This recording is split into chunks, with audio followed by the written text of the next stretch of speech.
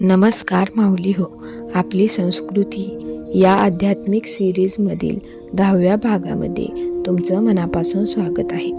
माऊली हो, अधिक मास आला की अनेक लोक उपवास करतात. कोणी 1 दिवस, कोणी संपूर्ण महिना, तर काही जण फक्त एकादशीला उपवास करतात. पण तुम्ही कधी विचार केला आहे का, या उपवासामागचं खरं रहस्य काय आहे?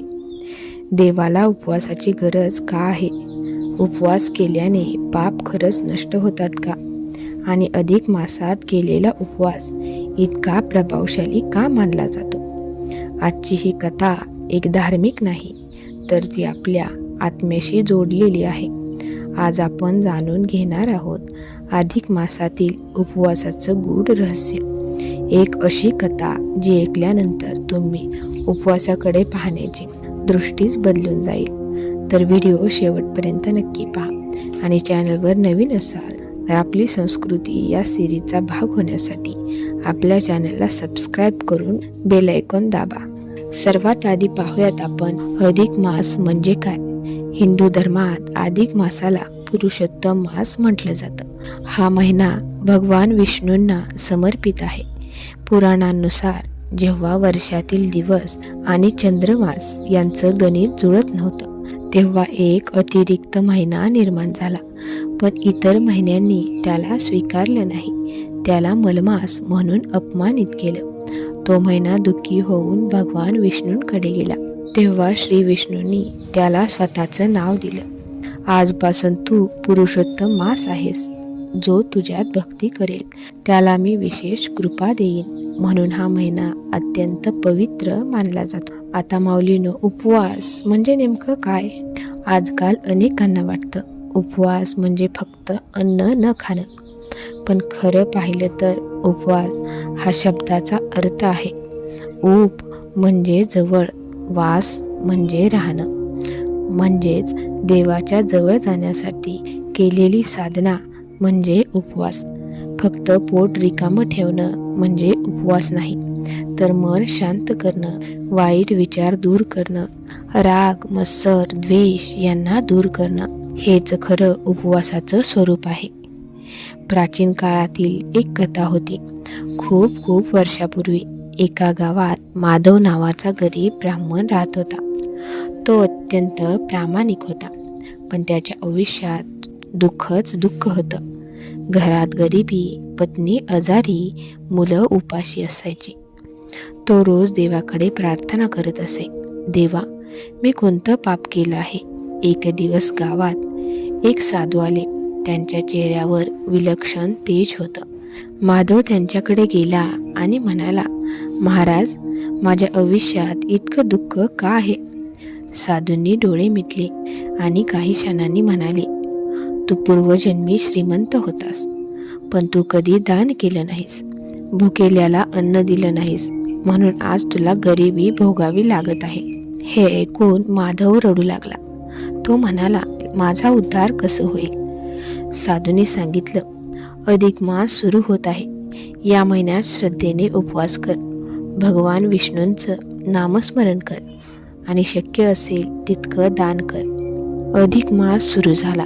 माधव रोज पहाटे उठू लागला. नदीत स्नान करून तो विष्णू मंदिरात जात असे. त्यांच्याकडे खायला काही नसायचं, पण तरीही तो म्हणायचा, हे प्रभू, माझ्याकडे धन नाही, पण माझी भक्ती स्वीकार. तो दिवसभर उपवास करत असे. रात्री फक्त तुळशीचं पान आणि पाणी घेत असे. पण माऊलीनं, त्याचा उपवास फक्त अन्नाचा नव्हता. त्याने रागाचा उपवास केला, वाईट बोलण्याचा उपवास केला, लोभाचा उपवास केला. हळूहळू त्याच्या मनात शांतता निर्माण झाली आणि चमत्कारालाही सुरुवात झाली. एक दिवस माधव मंदिरात बसून विष्णू मंत्र जपत होता. तेव्हा एक वृद्ध मनुष्य त्याच्याजवळ आला. तो म्हणाला, बाळा, मला खूप भूक लागली आहे. माधवकडे फक्त थोडंसं फळ होतं. तेही त्याने त्या वृद्धाला दिलं. वृद्धाने हसून विचारलं, तू स्वतः उपाशी आहेस, तरी मला अन्न का दिलंस? माधव म्हणाला, तुमच्यातच मला नारायण दिसत आहेत. हे ऐकताच त्या वृद्धाच्या शरीरातून तेज प्रकट झालं आणि क्षणार्धात तिथे भगवान विष्णू प्रकट झाले. माधव थरथर कापू लागला. त्याच्या डोळ्यातून अश्रू वाहू लागले. भगवान म्हणाले, माधवा, तू फक्त अन्नाचा उपवास केला नाहीस, तर अहंकाराचाही त्याग केला आहेस. जो भक्त अधिक मासात शुद्ध मनाने उपवास करतो, त्याच्यावर माझी विशेष कृपा होते. उपवासाचं खरं रहस्य पाहूयात आपण. माऊली हो, उपवासाचा खरा उद्देश शरीराला त्रास देणं नाही, तर मन शुद्ध करणं आहे.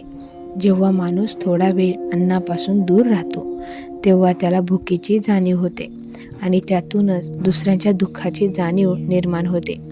उपवास आपल्याला शिकवतो संयम, नियंत्रण, श्रद्धा आणि समाधान कसं ठेवायचं ते. आजकाल अनेक लोक उपवास करतात, पण दिवसभर मोबाईल, TV, भांडणं, राग हे सगळं सुरूच असतं. असा उपवास फक्त शरीराचा असतो. खरा उपवास म्हणजे मन शांत करणं, देवाचं स्मरण करणं आणि चांगले विचार ठेवणं. अधिक मासात कोणते उपवास करावे पाहूयात आपण. अधिक मासात अनेक प्रकारचे उपवास सांगितले आहेत.